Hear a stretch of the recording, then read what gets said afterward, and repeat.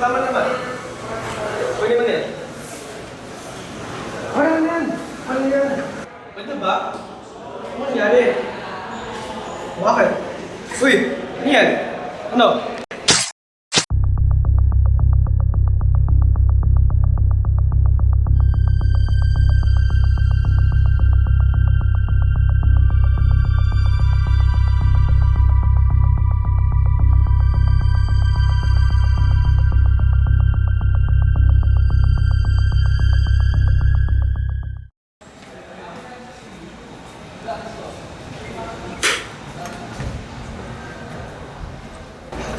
Hello po, Doc.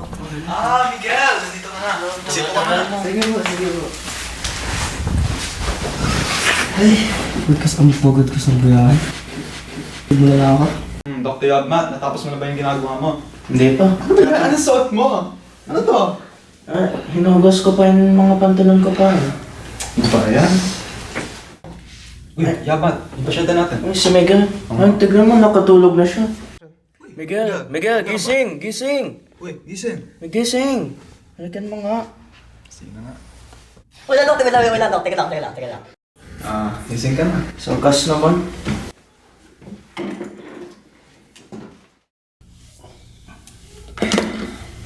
Ano ba kasi nangyari sa'yo at naging ganyan ka?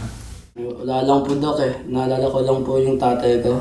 Namatay po kasi siya sa kapag po ng politiko. Tapos wala kami magawa kasi ang hirap po namin. Ang hirap po talaga. Marami akong problema sa buhay. Namatay yung tatay ko, diba? Tapos namatay rin yung nanay ko. Tapos lalo pong tumutulong sa akin sa bahay namin. Yung aso ko namatay. Lalo po talaga eh, mahirap po. Gusto ko talaga po ng medisina o kung anong kahit nang para gumaling ako eh. Hirap. Alam mo, maghanap ka na lang ng ibang doktor kasi hindi ko talaga maintindihan yung sinasabi mo. Ano ba, Doc? Ano ba? Alam ko na! Pakita mo yun! Yan! Yan, pangamahin! Ito. Yan. Ito ang makakatanggal sa lahat ng mga problema mo. Una, ilapag mo lang sa lamesa. Ganito. Tapos, Ano po yung bayad sa check-up? sige. Pogi ka, tapos 500 na ang check-up mo. Sige 1.5k ang bayad ka. Sige po. Sige. Pwede po na ng Gcash or Gcash? lang. Sige. Sige po, thank you po. Salamat, Doc. Huwag kang mag-alala.